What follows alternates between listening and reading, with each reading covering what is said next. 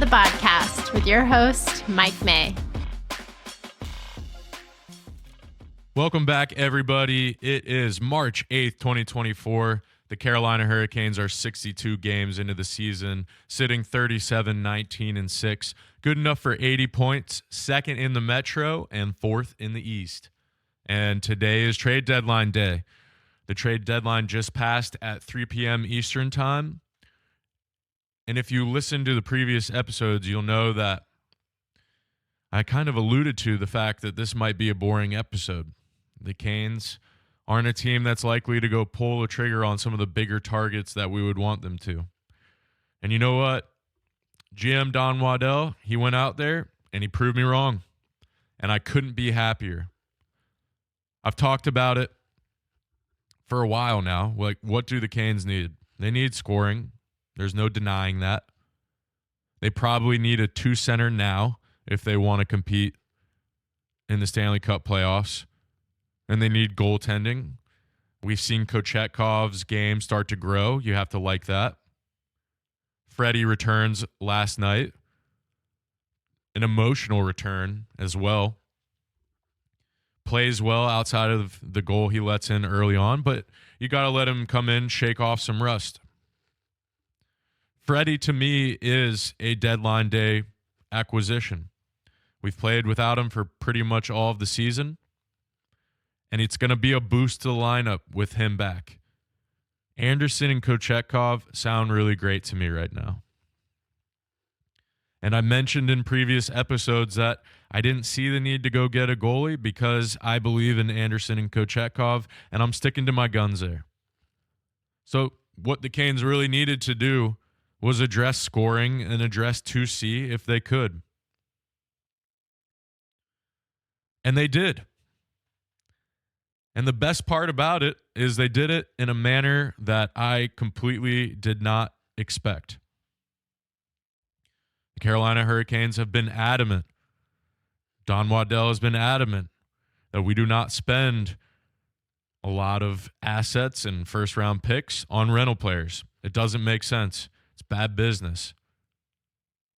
But what Don Waddell has meant when he's been saying that is we need to save up our assets so that we can strike at the right moment. And this is the time that they have decided to strike. I've talked about it for months now. This is your window. You've got tons of UFAs. If you want to convince guys to stay, how are you going to convince them to stay if you won't even go for it when some of these guys are on expiring contracts? They have been saving up the wealth of assets they have to finally make the trade deadline deal that we've all been waiting for. Last night, March 7th, the Carolina Hurricanes acquire forward Jake Guentzel and defenseman Ty Smith from the Pittsburgh Penguins in exchange for forward Michael Bunting, Vasily Ponomarev, Ville Koivunen, the rights to forward Cruz Lucius, a conditional first-round pick in the 2024 NHL draft, and a conditional fifth-round pick in the 2024 NHL draft. When the rumors started flying that the Canes were in on Jake Guentzel and they were very serious, it blew me away. It felt like a mix of anxiety and Christmas Day for an extended period of time. That's a statement by management that they view this team as ready to go for it. They want to reward the players that have been in the organization with the best opportunity to go out and win a Stanley Cup, and they do it by going out and getting the best player available at the trade deadline in Jake Guentzel. He is a bona fide sniper, and he is a guy that plays his best hockey when the lights are the brightest. He's had 58 career games in the playoffs, and he's got 58 points in those games, 34 of which are goals, and he happens to have a Stanley Cup championship in 2017. That's the kind of guy you want to add.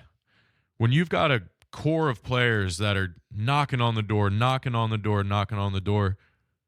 and you have the opportunity to go get a guy that's been there, done that, and he happens to be in his prime, and he happens to be a goal-scoring machine, it's phenomenal. It's phenomenal work by Waddell. The price is right for a rental. If Carolina can figure out a way to sign Jake Gensel in the offseason, then this is an absolute home run deal. Home run deal. Now, Jake Gensel has been injured, so we're not sure when we'll see him in a Kane sweater first, but let's be realistic. As long as he can get a handful of games under his belt, preferably 10, 14 games under his belt with the Canes, can find his footing in the system, you got him for the playoffs. That's why the trade was made, and I'm super excited about that. Now, we'll talk about what's going out for the Canes. What did they give up? They gave up an NHL player in Michael Bunting, a guy the Canes brought in this offseason. There seemed to be a bit of a disconnect in terms of his ability to play in the system. I really appreciated him. I thought he was professional. I thought that, for it maybe not being the perfect match system-wise, I think he still came in and, busted his ass on a regular basis, and I appreciate that. And he still put up a bunch of points with not the most minutes played every night. So he's going to be successful in Pittsburgh. I think it's a good ad for them. He's got a history with Kyle Dubas since junior hockey in Toronto, and now again in Pittsburgh. He's going to be valued there. He's going to have an opportunity to really put up some special numbers, I think, for him. I wouldn't be surprised if he puts up career numbers in the next couple of years. I also wouldn't be surprised if he's a guy that they flip down the road if they go full rebuild like it looks like they might be. Moving on to prospects, Vasily Ponomarev was a guy that I thought we would see a little bit more in the NHL this year.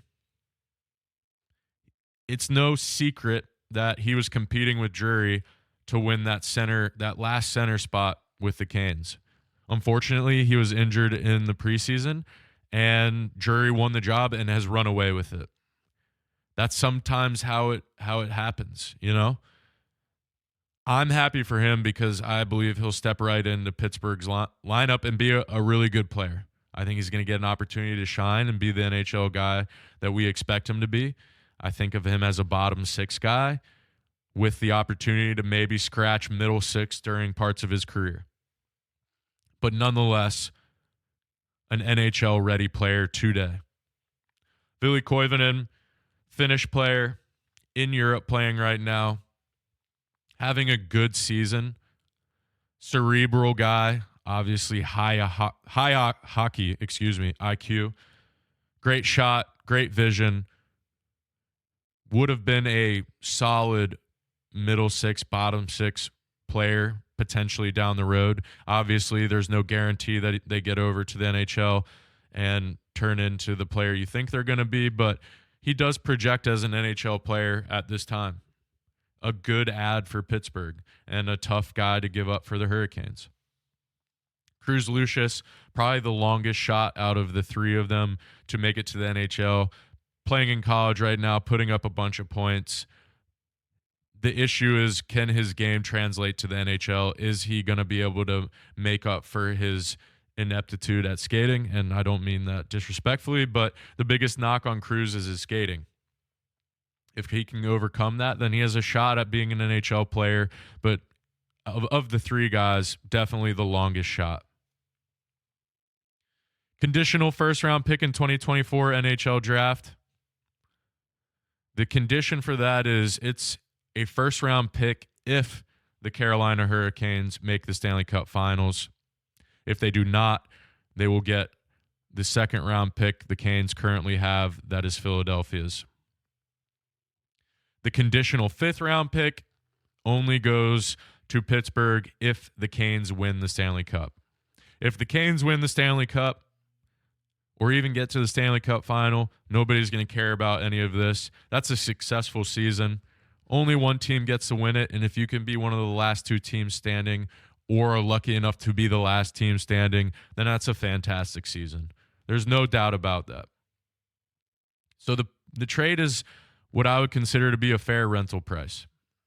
And like I've said, if the Canes can find out a way to extend Jake Gensel in the summertime, then this is a home run deal for them. But the Canes didn't stop there. They addressed scoring, but they subtracted Michael Bunting out of the lineup. And they went after another guy that they think could maybe help them down the road. And they didn't pay a lot for this guy. Today, the Carolina Hurricanes acquire forward Evgeny Kuznetsov from the Washington Capitals for a third-round pick in the 2025 NHL Draft. Washington also retained half of Kuznetsov's salary for this season and for next season. So that puts Kuznetsov at $3.9 million as a cap hit. He's had some off-ice issues recently, hence him being waived, sent down to the AHL to kind of refine his game. But the off-ice stuff is something Kuznetsov has manned up to and stated that he needs to be better.